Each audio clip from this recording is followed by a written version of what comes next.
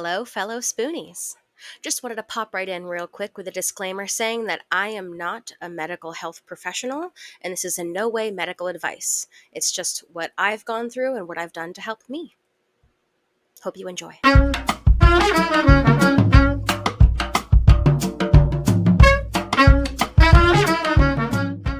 Welcome back, everybody, to the Synchronizing Spoonie channel. Today, I want to talk about the fear of being misunderstood. Whether that's conversationally with friends and family, acquaintances, coworkers, or whether that's at the doctor's office, trying to get through your diagnosis process or trying to get treatment for your symptoms.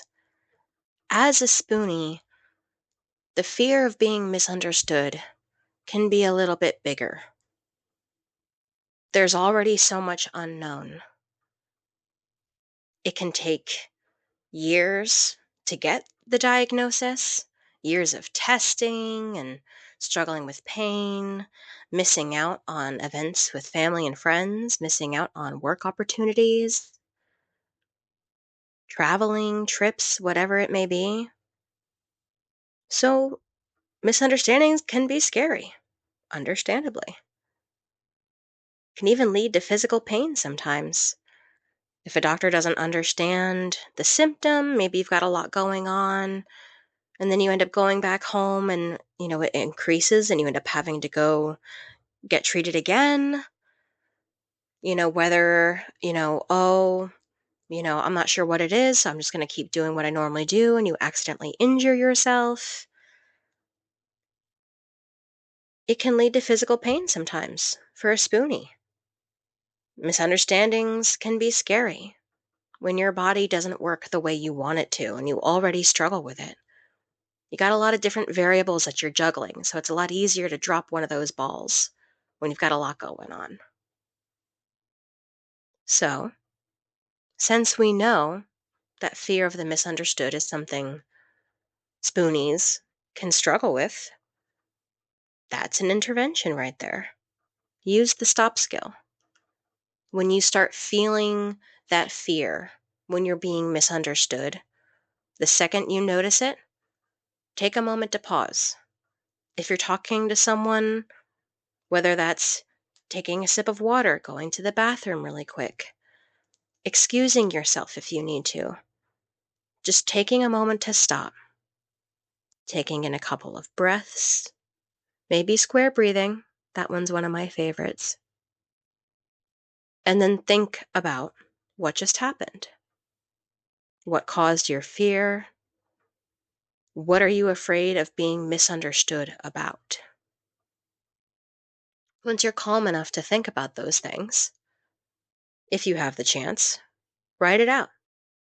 Text it out in an app.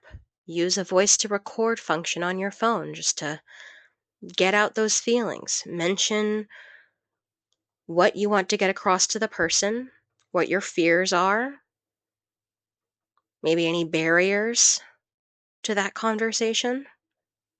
You can also talk to a friend. If you've got someone that you can talk to about those things, give them a call, shoot them a text, send them an email.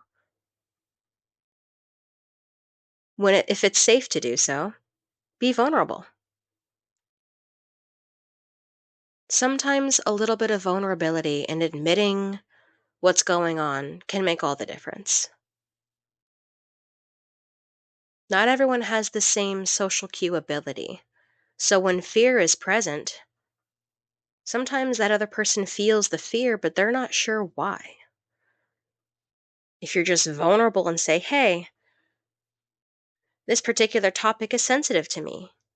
I have a fear of being misunderstood. Or I've been misunderstood in the past around this type of thing, so it's a little vulnerable for me. I appreciate your patience with me on this. It can go a long way.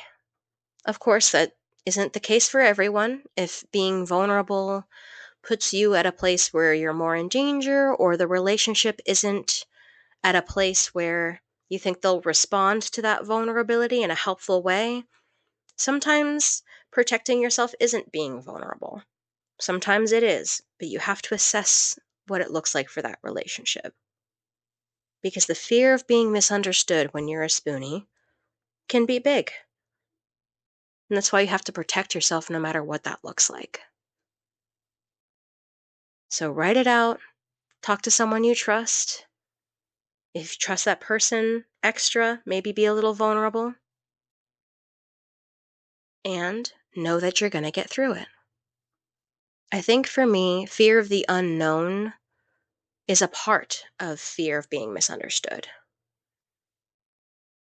So, writing it all out, thinking it all through, labeling what my fears are, what my emotions are towards whatever the conversation or topic is, it helps remove some of that fear.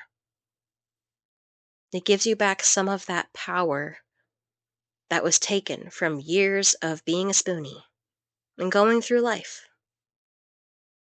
We can build ourselves back up because even if we have that vulnerability, we can use it as a superpower for ourselves and then others. I think if it is safe to be vulnerable when you're talking to someone, that can really be powerful. It can foster growth, connection, a little more humanity in a world where sometimes we're lacking it. So if it's safe to do so, find that connection. Protect your peace. Fear of the misunderstood can be big. Fear of the unknown. Be kind to yourself. Spoonies go through enough as it is. You got a lot on your plate. You don't gotta add extra. So breathe it out, write it out, talk it out. Use that stop skill. And when it's safe to, reapproach. You are valid. You are safe. It's okay to be scared. Just like I said last time. It's what it means to be brave instead of stupid.